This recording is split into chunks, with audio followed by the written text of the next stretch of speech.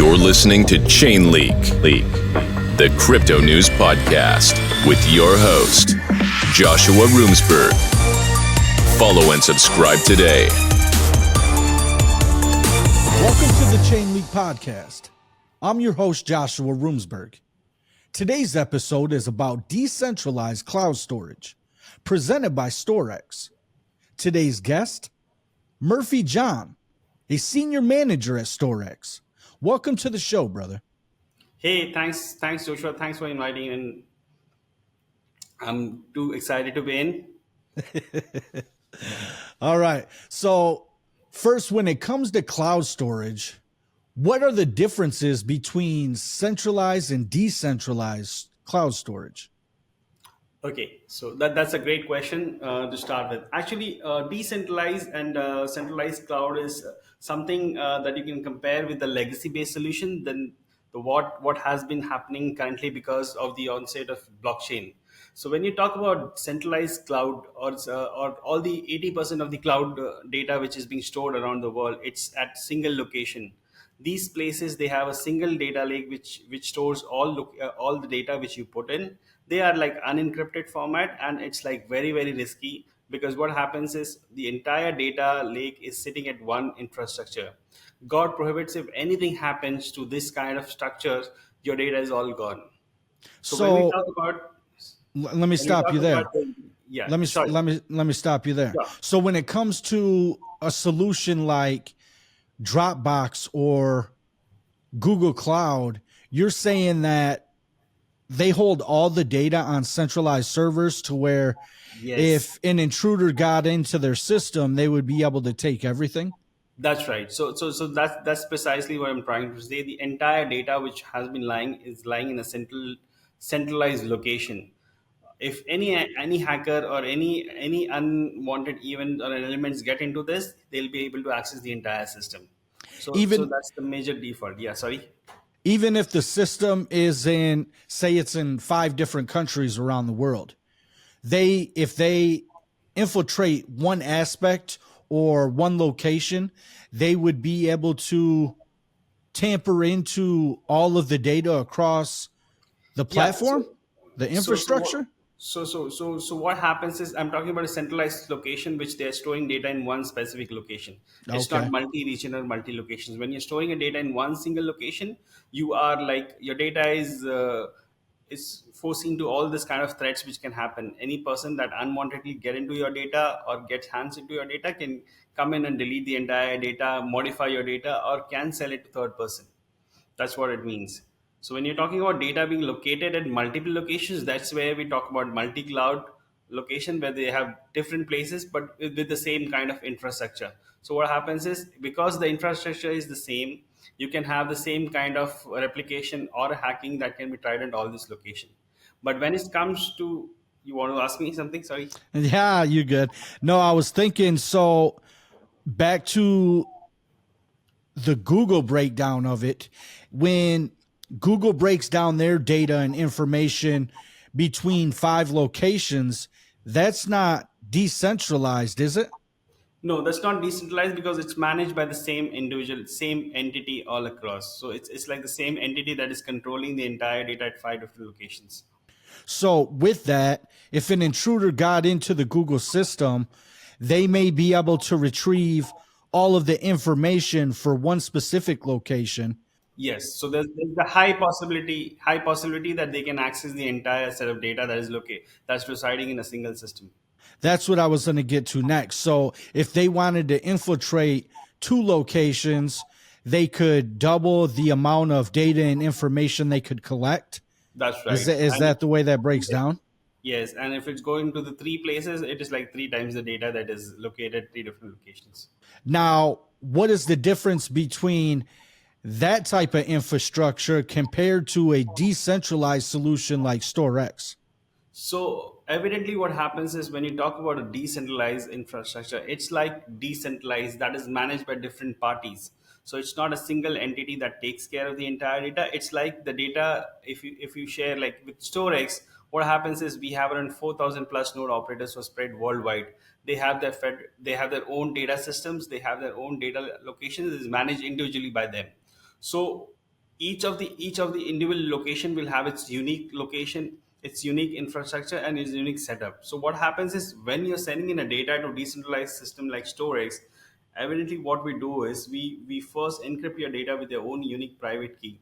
We have this data broken up into multiple small chunks of pieces. We create multiple pieces of this data, and then we send it across to all these nodes which are there.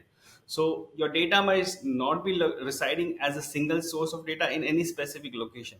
So what That that means is, none of the users or none of the operators, even StoreX, can ever access your data, because your data is never lying unencrypted as a single source. At the most, you can get access to one node which might be containing a certain fragment of data, but this is useless for everyone, because you can't really reconnect the whole system unencrypted and present it the whole data. So that makes extremely secure compared to what the centralized or legacy based solution is. okay, so if I understand it correctly, the way individual nodes on the StoreX network, they have fragmented data. So even if an intruder was able to access one individual node, none of the information on that node is complete. Yes, There's no way they would be able so to read that that's information. that's right. So even if he is able to read unencrypted, he will never have the access to other locations which are there, which might not be he might not be able to recollect, like what is the kind of location that is storing the data, and in how much fragments are this data stored across. So that makes it specifically very very secured. So, for example, if I were to upload a podcast episode onto StoreX, you're saying that file is never stored on an individual node as one, say Yes, it's exactly. a 500 So megabyte file. yeah, so it would never be stored as a single source of data. It would be broken up into multiple pieces depending upon what is the size of data, encrypted and then spread across to it. So even if So, it, if say, even if you're hosting, suppose you're self hosting a node on storage network, and you're able to access certain part of the information that is incomplete and without any use, because incomplete data doesn't make any sense for you or for anybody, any person who will have the access to the data. so, for example, if the podcast episode was 500 megabytes, you're saying it would break down theoretically over, say, five nodes hold 100 megabytes of that That's right. file. That's right. And even if somebody was to intrude on one of them five nodes, they Yeah. wouldn't even be able to play That's back the right. video because they don't have the whole file. Because that's not a file by itself, right? It's just a piece Yep. of data, and that fragment of data would be connected to a different part of location, which would be residing at a different location altogether, which the hacker will never be able to access it. That's why. That's that sounds great. Now, when it comes to that, what are some of the differences between a legacy network versus StoreX when it comes to security? By keeping it decentralized and fragmented between nodes, does that give you more security of your files and information? Definitely. So the whole promise of decentralized data, decentralized cloud storage, is that your data is highly secure and highly private. It's only because of the unique architecture that decentralized cloud offers. You will never be able to access the complete set of data. As I explained you earlier, that your data is never residing unencrypted as a single file in any single location. So that brings you a lot of advantage compared to all the other legacy based storage, because yeah, as I told you, even if somebody is able to access even a single piece of data, that's useless for him or for the storage node operator. So that makes us like the if one of the file is even compromised, that makes it useless for anyone. So that's one thing that is there. The second one is, because of this unique way of storage, one is we're able to offer you a high level of privacy. Nobody can ever access your data or manipulate your data in one way or the other. So the data is extremely secure. The second one is, because it's lying in an encryption based format, it's still useless. Even if you're able to access those servers, it's still in an encrypted format. So you'll never be able to, it's very difficult to decrypt the data which is there, and then find another location which would be encrypted in the same way. So that kinds of, it's not impossible, but it's very very difficult compared to any other way, as you compare to the legacy based solution. The third one is because of this fragmentation, you're not able, you can protect yourself with a lot of virus attacks. Evidently, one of the famous one is ransomware attack, because your data, because it's not lying in a single source, nobody can even encrypt it that way. Okay. And the other Now, thing is, let me stop you there, because another thing I was just thinking about is, say that information is fragmented between 5 nodes. yeah, If one node was compromised, yeah. how would the other 4 nodes complete that file if the first node with the first 25% was compromised? Okay, so the way in which we fragment this data, when we encrypt the data and fragment with data, then we create multiple copies of this data. So it's not just five So nodes, it might yeah, be 2 or 3 replicated. nodes that have that Yes, same the same first amount of data. 25. Yes. And what happens is, in case one of the node goes down due to any reason, even two nodes goes down due to any reason, you still can get in the data from other nodes. So there will be other nodes which would be there, which can club in and give you a data. So your data is evidently replicated also. So it brings in a replication format also to the data. So on a bigger scale of things, you could have 50 or 100 nodes that would have that 1/5 of Yes. that file Yeah. on their node individually. Yeah. So what happens is, this file would be at 3 or 4 different locations, at Okay. 3 or 4 different regional locations. So even if one of the region is compromised, the other region is always carrying your data to be provided to you in case one of the node is not accessible. Now that leads me into the next point with data durability. For me being a business owner, there have been times where I stored all of my information on a hard drive and then that hard drive fails. What are right. some of the advantages of having your data stored in a digital cloud? Okay, so in digital cloud, I will give the reason of why you need to store it with decentralized cloud specifically. First of all, is your data is always present on the net, on the internet, because there's so much replication. There is security that is provided. There is one more feature which is additionally important, is the data authenticity that is provided by the decentralized cloud. So what happens is, whenever a data is fragmented and stored in a specific node, and we create multiple copies of this data into multiple nodes, every regularly we carry out there is a process that automatically carries out an audit of all this data residing on these different servers. So what happens is, a storage node always has to come back to the system and prove the authenticity, that if x amount of data was stored with this, it's exactly storing that x amount of data in the next month, next week, or in another quarterly. So only once they qualify and provide this kind of authenticity, they are given ranking and they are given rewards, storage rewards. So ultimately, what happens is, it's kind of an audit check that is done regularly to all these nodes. And based on the audit checks that is done, these nodes are ranked with certain percentage. So the higher the number of reputation that is there, the higher is your chances of getting more amount of data. The lower the number of node ranking is there, the lower you can get penalized, or you can be kicked out of the network. So depending, so that kind of ensures the data is always authentic in the same way Always how it was available as operated. well. Yeah. Okay, so the next thing I would look at with that is you also remove the ability for a single point of failure. Like I said, I've had multiple hard drives that have went out over the years, and I lose all of their data because I only had it on a single hard drive. So Right. moving forward in 2023, I have multiple aspects where I keep my data just in case there's a single point of failure. But you're saying by keeping the stuff digital in the cloud between the nodes, even if one is compromised, the data's always there. They get ranked based on the information they have. That's right. And Precisely. if they lose a piece of information, they get degraded within the network. That's right. So they're given kind of they're given lower rankings in terms of that. The more the number of ranks that is there on a storage net, the more amount of data can be stored in that.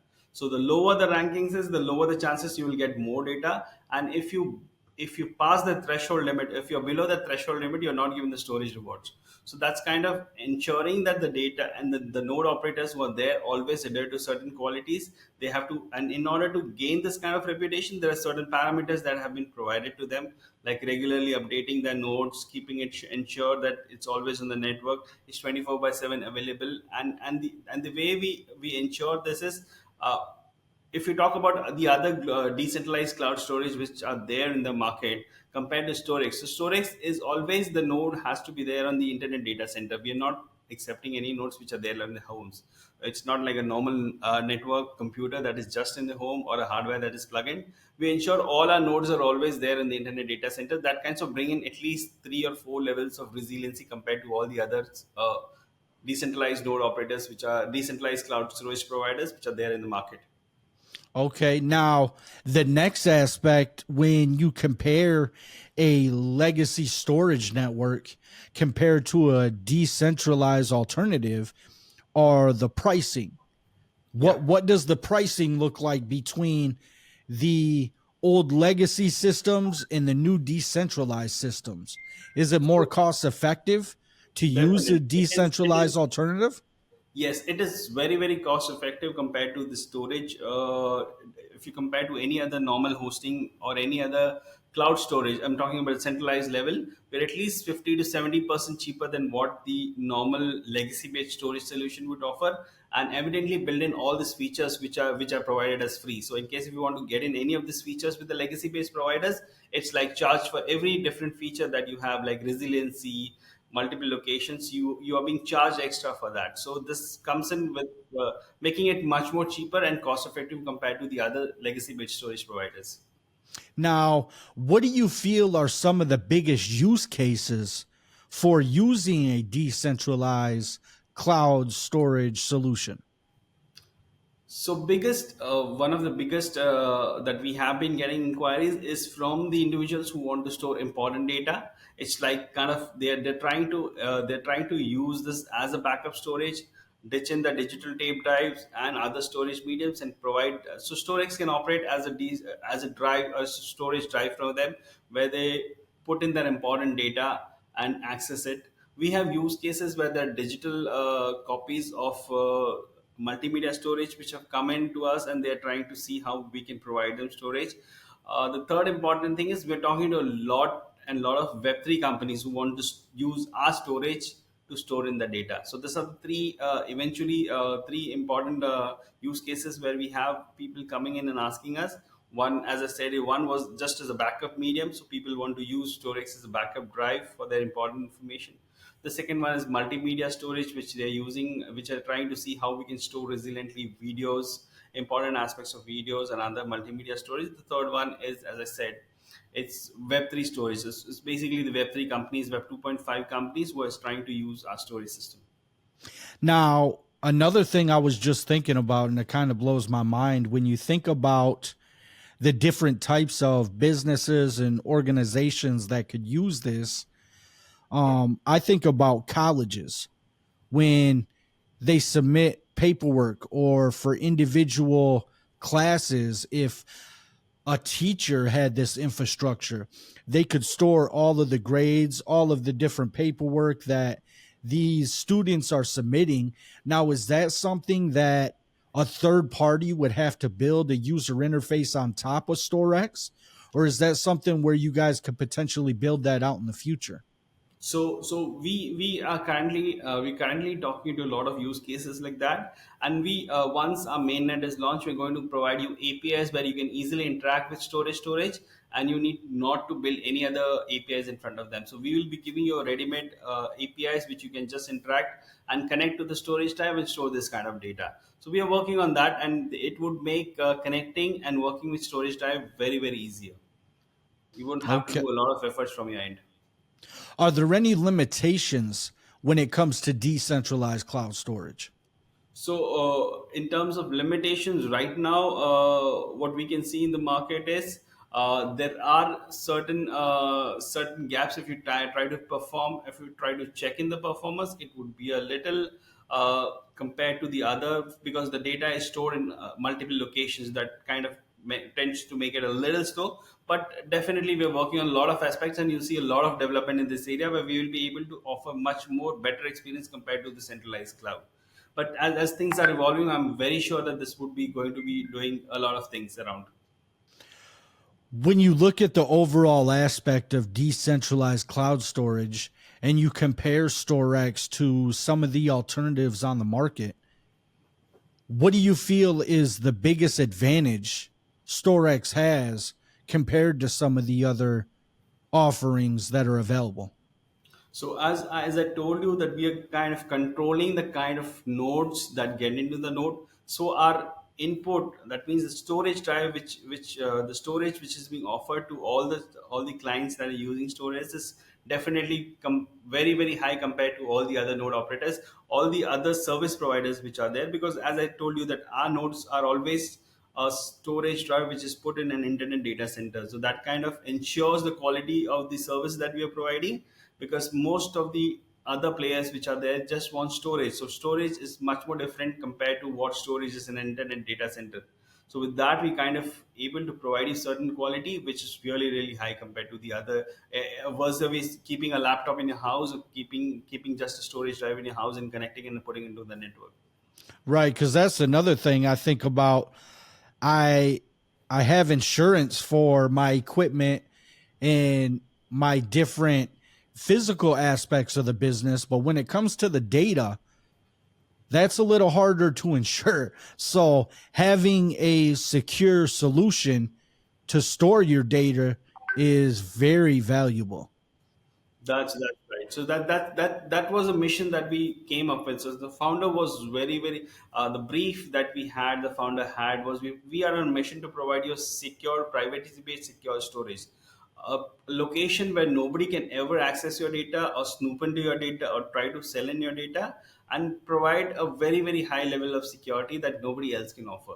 So because of the blockchain, because of the block evidently use increase of the blockchain, people coming in and starting using blockchain, and because of the XTC on which we are put up, we are highly highly secure compared to any other storage providers or legacy based storage providers were there in the market. How do you see the future shaping for decentralized cloud storage? Do you see any other potential advancements for using blockchain technology with this um, cloud storage solution? Yeah, so as I talk to you, as I'm talking to you currently, if you see the centralized market or the legacy based storage providers control more than 80% to 90% of the storage market. I see there's a gradual Okay. shift that is being coming. People have started experiencing the power that decentralized cloud offers, and they're now open to they're coming into the testing phase where they're trying to explore how they can work in. So the future is very very bright. If you compare the storage market, if you compare the legacy storage market, it has been growing in a wonderful manner year on year. So that's something that is going to come. Even a minuscule percentage of data that moves to market that moves to decentralized, it would be very very big. It would get into a leaps and bounds. So overall, right now, there's a 80% of the market is not even touched the Yes. blockchain aspect yet. So you're talking more than 80%. So Okay. the legacy based providers actually controlling the whole of the storage market. But as I see, the legacy storage market is good for certain use cases. But definitely there are use cases which can be configured to decentralized cloud market, and it's much more convenient to use a decentralized market, decentralized cloud storage compared to the legacy based storage providers. Okay. Now, to close out the interview, is there anything else you'd like to add that you don't feel we've already covered today? I think people should be decentralized cloud storage market is very very nascent. People are still very reluctant to use, but I think it's one of the wonderful way to keep or store your data. People should start trying to use this and start trying to use and build solutions around it, because it can offer very very high amount of privacy, security, and resiliency, which cannot be guaranteed by any legacy based storage. So, because of the growth of blockchain, evolvement of blockchain, and the merger with the cloud storage, the combination is really very good. So if in case if you're looking for any of the secure storage which has to be secure, which has to be privacy based, and which has to be resilient, decentralized cloud storage is one of the best way to get into it. And I think they should come in and explore Storex.net. They can create a user theme. We're coming up with a newer version, with a more robust version, 2 to 3, very soon. It would be Okay. launched in the market. We would welcome you to have a look at it. Once it's launched, we would of course make the announcement in social media, but it's going to change the whole dynamics of the game. The other thing is, because we are built on XDC, which is one of the best platforms in the market, it provides kind of a high amount of resiliency and growth which is there. So this is something really unique, a combination of storage on the XDC, and we are able to combine the solution and offer it to the general public. I think that's really a good solution that people should look or explore. All right. Well, I appreciate you being on the show today. Thank you very much, Joshua. Really appreciate your time. All right. So until we meet again, this has been StoreX, decentralized cloud storage. Have a good day, buddy. Thank you very much. Have a nice day.